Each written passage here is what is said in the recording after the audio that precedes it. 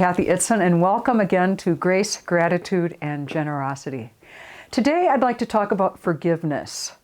I've been giving this quite a lot of thought lately because it's come up in various conversations that I've been part of. And it reminds me of the story that many of us have heard. In 2006 in Pennsylvania, there was a terrible episode where a man who was dealing with quite a lot of mental health issues went to an Amish schoolhouse and killed 10 Amish girls. Well, shot 10 Amish girls, killing 5 of them and seriously wounding 5 others.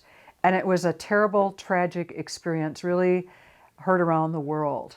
And one of the things that people thought about the most was the fact that the Amish community immediately rallied around this man and his family. The man killed himself as well as several of these girls. And they rallied around them with a great outshowing of forgiveness. And an Amish grandfather said to one of the grandchildren, "We must not think evil of this man." And another Amish father said to his children, this man also had a mother and a wife and a soul. And then the community gathered around the house of this man's family, and they brought food and they comforted them in their loss, and they were just as with them as they were with each other. And so many Christians and people of faith across the world thought, what a great example of forgiveness. And that is true. And the Amish people are great at that because they practice it all the time. For us, as other Christian people, it can be rather daunting because we think, my gosh, that'd be the worst thing we could possibly imagine. And what does that mean about me? And I'm unable to, or only able to a certain degree, forgive those much smaller incidences against ourselves.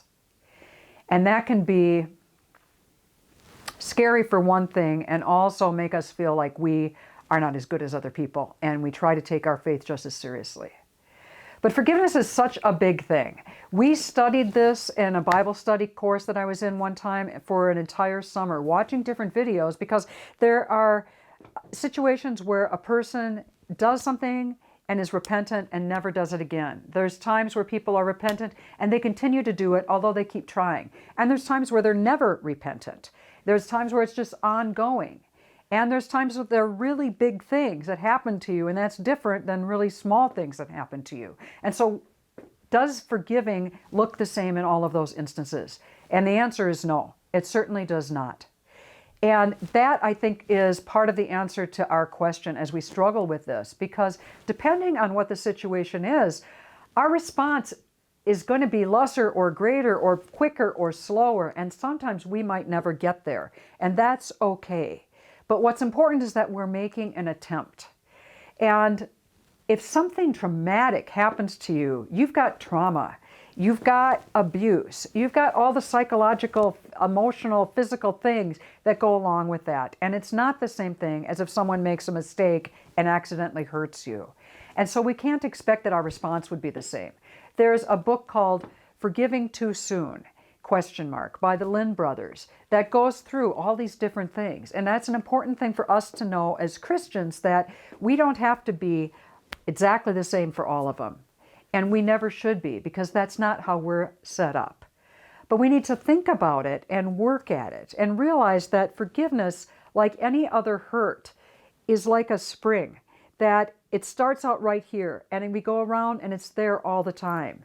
And as time goes on, it gets bigger and bigger, and we are farther and farther away in our viewpoint of it. And so it doesn't hurt as much, and we can be in a different situation in 5 years than we are right now. That's the important thing. We see it from a different perspective. We are able to do something. Maybe the best forgiveness we have is not wishing evil or hurt upon that person. Maybe we need to look at that person as a child and think about what would have happened to this child that made them grow up like they did. Maybe we need to lower our expectations, as someone else said. Lower our standards. And what we expect in one person is not what we can expect from this person. And maybe it's a matter of just working on it over years. As we get closer and closer to full healing ourselves, we're able to offer that more to others. So be patient with yourself. A huge thing is a huge thing. And a small thing is a small thing. And we are not expected to have the same response all the time. And that's okay.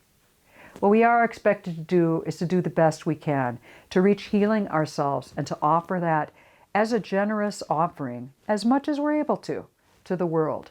And that will be different today than it is tomorrow and a week from tomorrow, as I continue to grow in my own healing process. So peace to you as you continue to look at these questions of faithfulness and forgiveness. Amen.